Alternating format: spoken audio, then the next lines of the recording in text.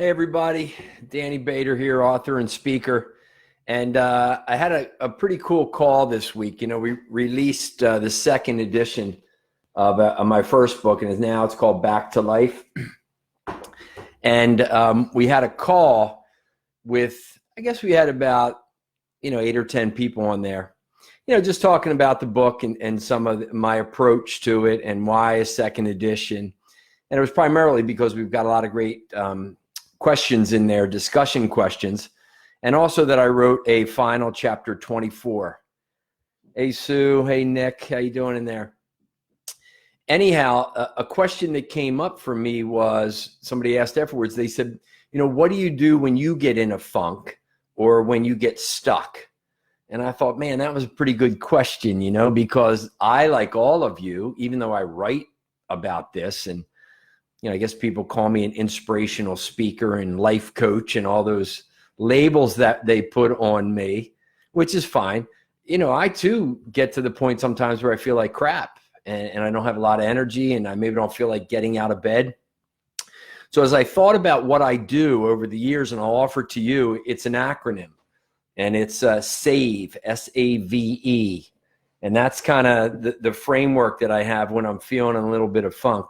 The S for me is for spirit. I absolutely know that there is something bigger than us. And when we connect into that energy, it'll get us through anything. So I think about spirit. I take a big, deep breath in, and I think to myself, I'm breathing in the spirit. I'm breathing in the spirit. So some of you may call it spirit. Some of you may call it life force, universal consciousness. I know Mel Robbins, I think she calls it her inner wisdom. I call it God and the Holy Spirit. So when I'm feeling kind of funky, I go there because I know that there is something bigger than us. My mom always corrects me. She says, Daniel, there's someone bigger than us. And I say, yes, Mom, I get it. But I'm appealing to a large audience here. So the S is for me to kind of just center myself and breathe in spirit. But number one, even before that, we have to know that awareness precedes change. So if we're in a bit of a funky state and we're stuck and we're in a rut and we have low energy and we're frustrated and hopeless and despair and all those words we use, we've got to be aware of that first. And we can't be judgmental. When you're depressed and you're in a little bit of a funk, just understand that you are absolutely normal and welcome to life. So awareness precedes change. Wait a minute, I'm stuck right now. First thing for me is S. Breathe in the spirit, connect with something bigger than us, however you want to do that. The next thing for me, the A then, is where I really, I drive down to action, because we got to get moving, right? Sometimes when we're stuck, the best thing is get moving, take an action, no matter how small it is, get a win, build a little bit of momentum. So I think about action, and I ask myself, I say, what can I go do right now? What can I go do right now that's productive, that's going to move me towards what I want? So that's a really powerful question. Get up, start moving. But sometimes people go, well, I don't know what to do. I don't know, what should I do? So it's hard to answer that question, around the action, if you haven't got to the V in the acronym. So connect with spirit, take action. The V in the acronym is the vision part. So as many of you know, every year in the beginning, around November, December, I sit down and I write the story of my year in all those areas of my life that are important to me, with my health and my wealth and my family, and, being a dad and a husband and a son and a brother and a friend, and my health and all the things I want to do with that, and my business and my books and, all the things we're working on. And that's out in my podcast or in my blog. If you want, there's a piece that I do on vision. So you really have to have a really good, clear image of what. So if you're laying in bed and you have low energy and you're going, well, I need to get my butt out of bed. Well, you got to ask yourself, why the hell am I getting my butt out of bed? And that's your vision. What are you up to creating? So the action piece in there very much connected to your vision. Because as you know, I have a shirts, DLDSM, don't let dumb shit matter. It's all going to be okay. Lead with love we have coming out. It all begins with vision is a belief that I have. IABWV. It all begins with vision. So you got to get clear on that. There's a great article And you could Google it out there. It's called the 15 Traits of Unstoppable People. And number one is they believe in themselves, which this all helps us do. And number two is they develop a big, bold vision for themselves.